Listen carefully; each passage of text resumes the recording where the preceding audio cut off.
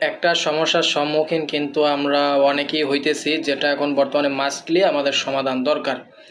সেটা হচ্ছে আপনার ফেসবুক অ্যাকাউন্ট সাসপেন্ড হয়ে যাওয়া। এই সমস্যাটা অনেকেই ফেস করতেছে বর্তমানে। এটার অনেকের রিয়েল অ্যাকাউন্ট পর্যন্ত সাসপেন্ড হয়ে যেতেছে। মেটা সাবস্ক্রিপশন নেওয়া আছে, তারপরেও কিন্তু অ্যাকাউন্ট সাসপেন্ড হয়ে যেতেছে। তো এই ঘটনাগুলো কেন ঘটতেছে এবং আপনার কী করতে হবে সেই বিষয়ে আলোচনা করব। আপনার অ্যাকাউন্ট ব্যতীত আরও যদি কোনো অ্যাকাউন্ট লগইন থাকে, তাহলে সেক্ষেত্রে কিন্তু আপনার ওখান থেকে সব কয়টা অ্যাকাউন্টও সাসপেন্ড হতে পারে, বা যে কোনো দুইটা কি একটা অ্যাকাউন্ট সাসপেন্ড হয়ে যেতে পারে। তা হতে পারে আপনার রিয়েল অ্যাকাউন্ট বা ফেক অ্যাকাউন্ট। দ্বিতীয়ত, আপনার অনেক সময় রিপোর্টের মাধ্যমে কিন্তু অ্যাকাউন্ট সাসপেন্ড হয়ে যায়। তৃতীয়ত, ভায়োলেন্স বা এমন কোনো বিষয় যদি আপনি কমিউনিটি গাইডলাইন লঙ্ঘন করেন, তো সেক্ষেত্রে আপনার অ্যাকাউন্ট সাসপেন্ড হয়ে যাবে। বর্তমানে বিশেষ করে যে বিষয়টা বেশি ঘটতেছে, সেটা হয়তো ফেসবুকের কোনো সমস্যার কারণে সমস্যাটা হইতেছে। এখন কথা হচ্ছে যে অটো সাসপেন্ড কেন হইতেছে। প্রথমত বললাম কেন হইতে পারে অটো সাসপেন্ডগুলো, আর এই সমস্যাটা বেশিরভাগ অ্যাকাউন্ট হইতেছে। বিশেষ করে আমি ব্যক্তিগতভাবে আমারও কিছু অ্যাকাউন্ট সাসপেন্ড হয়ে গেছে।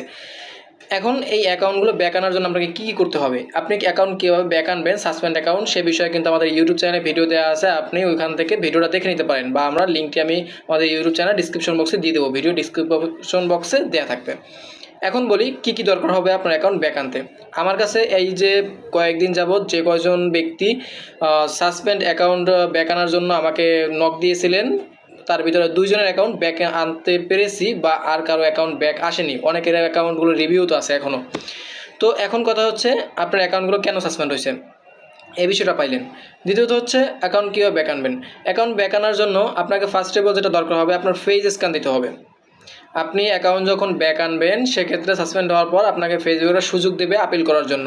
তো সেই ক্ষেত্রে আপনি যদি ভুলভাল আপিল করেন, তাহলে সেক্ষেত্রে আপনার অ্যাকাউন্টটা পার্মানেন্ট ডিসেবল হয়ে যাবে, মানে কমিউনিটিতে চলে যাবে। তো সেক্ষেত্রে আপনাকে ভেবে চিনতে কাজগুলো করতে হবে, বা এ বিষয়ে যারা এক্সপার্ট তাদের সহায়তা নিতে হবে। আপনি প্রথমে যেটা করবেন সেটা হচ্ছে আপনার ফেসবুক অ্যাকাউন্টের যখন আপনি আপিল অপশনে ক্লিক করবেন, সেক্ষেত্রে আপনার ভেরিফাই করতে বলতে পারে, আপনার ইমেল ভেরিফাই করতে বলতে পারে। তো আপনি একটা ইমেল ভেরিফাই করে নেবেন, যেটা আপনার ফেসবুক অ্যাকাউন্টে দেওয়া আছে, চাইলে ওটাও ভেরিফাই করতে পারেন বলতে ওটা করলে ভালো হয়। তারপর হচ্ছে আপনার ফেস স্ক্যান দিতে হবে। রিয়েল ফেস স্ক্যান আপনি দিবেন, ফ্যাক কোনো ফেস স্ক্যান দিবেন না, সেক্ষেত্রে আপনার অ্যাকাউন্ট কমিউনিটিতে চলে যাওয়ার সম্ভাবনা আছে। তো ফেস স্ক্যান দেওয়ার পর আপনি যখন সাবমিট করবেন, সাবমিট করার পর আপনার সর্বোচ্চ 2 থেকে 3 মিনিট একটু সময় নিতে পারে, বা অনেক সময় আপনার তাড়াতাড়ি হয়ে যায়। তো সময়টা নেওয়ার পর আপনার এনআইডি সাবমিট দিতে বলবে। যখন আপনি আপনার এনআইডি বা পাসপোর্ট, বা আপনি আপনার ওখানে যে ডকুমেন্টগুলো দেওয়া থাকবে, যে কোনো একটা ডকুমেন্ট আপনাকে সাবমিট দিতে হবে। তো রিয়েল ডকুমেন্ট হতে হবে, আপনি ফেক ডকুমেন্ট দিলে হবে না। রিয়েল বলতে কী রকমের বলতে পারেন যে আমার এনআইডি কার্ড আছে, ওইটা হলেই হবে কিনা, না। আপনার এনআইডি কার্ডের নাম এবং ফেসবুক অ্যাকাউন্টের নাম হুবহু এক থাকতে হবে। আপনার এনআইডি কার্ডে দেওয়া যে ডেট অফ বার্থ, ফেসবুক অ্যাকাউন্টের ডেট অফ বার্থ হুবহু এক থাকতে হবে। আপনার এনআইডি কার্ডে দেওয়া ছবি এবং ফেসবুক অ্যাকাউন্টের ছবির সাথে মিল থাকলেও হবে। তো এই যে মেইন যে জিনিসটা, নাম এবং ডেট অফ বার্থ, এটা কিন্তু আপনার রিয়েল দরকার হবে, এটার সাথে মিল থাকতে হবে এনআইডি কার্ডের সাথে। যখন আপনি এনআইডি কার্ড দেন বা আপনি পাসপোর্ট দেন, যেটাই দেন, আপনার সাথে মিল থাকতে হবে। এটা সাবমিট দেওয়ার পর আগে ভালো করে আপনার ডকুমেন্টটা যাচাই করে নেবেন।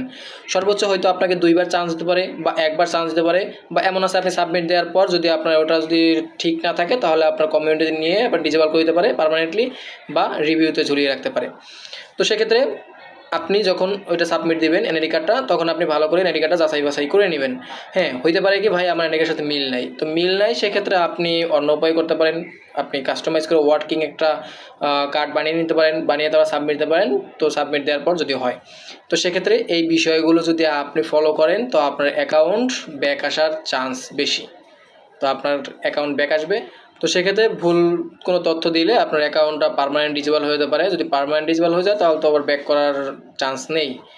তো সেক্ষেত্রে অ্যাকাউন্ট সেফটিতে রাখার জন্য আপনাকে যে পদক্ষেপগুলো দেখানো হয়েছে, সেই পদক্ষেপগুলো ফলো করলে আপনার অ্যাকাউন্টটা ঠিক থাকবে এবং আপনার অ্যাকাউন্ট ব্যাক হওয়ার চান্স। ভিডিওটি ভালো লাগলে ফলো দিয়ে আমাদের সাথে থাকবেন, আমাদের ইউটিউব চ্যানেল সাবস্ক্রাইব করে রাখবেন, এবং নিত্য নতুন ভিডিও পেতে আমাদের ইউটিউব চ্যানেল নোটিফিকেশনটি অন করে রাখবেন।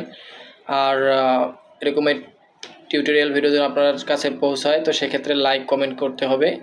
কমেন্ট না করলে আপনার কাছে প্রতিদিনের আপডেটগুলো পৌঁছাবে না। এবং আমাদের স্মার্ট আইটি পেজে যুক্ত হয়ে থাকুন। ইনশাআল্লাহ সাইবার সিকিউরিটি বা সোশ্যাল মিডিয়া সিকিউরিটি সম্পর্কে আপনি কিছু হলেও ধারণা নিতে পারবেন।